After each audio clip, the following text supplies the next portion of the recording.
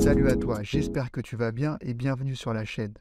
Aujourd'hui, nous allons parler des jetons d'utilité et des jetons de sécurité. Ils sont incroyablement importants pour financer des idées innovantes qui rapportent des millions de dollars à travers le monde à différentes startups. Mais il peut être difficile de les comprendre et surtout comprendre leurs différences. La différence entre les deux est en fait assez simple. Pour mieux comprendre les jetons de sécurité et d'utilité, nous allons les examiner de plus près et t'aider à comprendre clairement ce qu'ils sont et pourquoi ils sont nécessaires. Commençons par le début. Qu'est-ce qu'un jeton en général, ou plutôt un token? Eh bien, un token est une représentation de quelque chose dans un écosystème particulier. Par exemple, un token peut représenter une valeur telle que 20 dollars ou quelque chose de plus abstrait, comme un vote ou une identité. Un jeton ou token diffère d'une crypto-monnaie puisqu'il est dépendant ou plutôt contraint de par son environnement. Par exemple, la crypto-monnaie Ether de la blockchain Ethereum peut être utilisée pour interagir avec de nombreux contrats et projets. Mais un jeton spécifique est conçu pour interagir directement avec son propre écosystème. Maintenant, parlons un peu plus en détail des jetons d'utilité ou utility token. Ils sont très intéressants. Un jeton d'utilité fournit à l'utilisateur un produit ou un service. Tu peux les considérer comme une passerelle qui permet souvent aux utilisateurs d'accéder à un réseau ou pouvoir faire entendre sa voix ou plutôt donner son vote sur le réseau afin de contribuer à celui-ci. C'est donc un jeton qui a une utilité très spécifique et fournit un avantage concret à l'utilisateur. C'est très différent d'un token de security ou security token, mais qui est plutôt un jeton qui va représenter une participation dans une entreprise, un projet ou encore une organisation.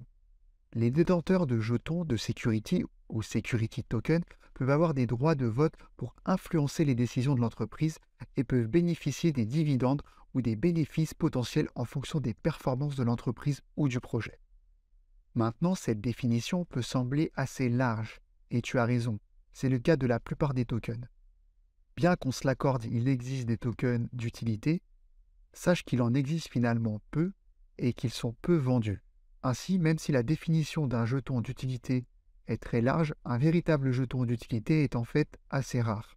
Être considéré comme un jeton d'utilité peut permettre d'échapper à certaines réglementations gouvernementales, ce qui explique pourquoi de nombreux développeurs cherchent à utiliser cette appellation, même s'ils ne sont pas réellement des jetons d'utilité. En fait, de nombreux jetons qui prétendent être des jetons d'utilité sont en fait des jetons de sécurité. Je vais ici rentrer un peu plus en détail dans le système de sécurité des jetons qui est très important. Il existe un test qui s'appelle le test OWA qui est utilisé par la Security and Exchange Commission, soit la SEC aux États-Unis. C'est une sorte de commission des valeurs mobilières et d'échange aux États-Unis. Celle-ci décide si un investissement est un titre ou une catégorie de sécurité. Bien que ce test n'ait pas été appliqué dans les pays de l'Union européenne, il a été utilisé à plusieurs reprises dans l'espace cryptographique pour déterminer si un jeton est un jeton d'utilité ou un jeton de sécurité. Voici par exemple les quelques questions que cherche à démontrer ce test. Par exemple, est-ce qu'il y a un investissement d'argent? Est-ce que cet investissement est dans une entreprise commune? Y a-t-il une attente de profit pour les investisseurs? Cette espérance de gain est-elle basée sur le travail des autres? Encore une fois, la définition est très large, ce qui signifie que presque tous les jetons jamais vendus pourraient tomber dans la catégorie des security tokens. C'est pourquoi un jeton d'utilité authentique est si rare et précieux. On l'a d'ailleurs vu très récemment dans l'actualité, la SEC cherche à s'attaquer à l'Ether de la blockchain Ethereum afin de déterminer si ce token est finalement un security token qui engendrerait bien sûr d'autres complications vis-à-vis des investisseurs. Voici quelques indications qui permettent de déterminer qu'un token est bien un token de sécurité. Dans ce cas, on peut considérer que les investisseurs profitent du travail d'autrui car les employés et les promoteurs du projet sont chargés de mettre en place un écosystème fonctionnel autour du jeton qui augmentera donc son profit. Le jeton de sécurité répond de manière partielle ou de manière totale à l'une ou l'autre des questions posées dans le cadre du test de OWA. Les jetons de sécurité sont soumis à de nombreuses réglementations aux États-Unis et pourraient faire l'objet de sanctions très sévères de la part de l'Union européenne en cas de non-respect de ces règles. Beaucoup de jetons sont tombés accidentellement dans cette catégorie et se trouvent aujourd'hui dans une situation incertaine. Mais certains jetons se sont fixés pour objectif de répondre à ces exigences et à la réglementation intentionnellement, et sont donc beaucoup plus sûrs dans leur opération. Une fois qu'un jeton est considéré comme un titre symbolique, cela signifie qu'il est représentatif de la propriété juridique d'un actif physique ou numérique et que cette propriété doit être vérifiable sur une blockchain. Finalement, les jetons de sécurité permettent la propriété collective de biens qui était jusqu'à présent impossible à posséder en groupe. Si je ne peux m'offrir que 10% d'un actif, soudain je peux acheter 10% de cet actif comme un investissement et éviter de prendre un prêt important pour entrer sur ce marché. Un jeton d'utilité, à contrario, est un autre type de jeton qui ne répond pas aux critères du test de Howey. Sa valeur peut augmenter et diminuer en fonction de l'évolution de l'économie et de l'offre et de la demande.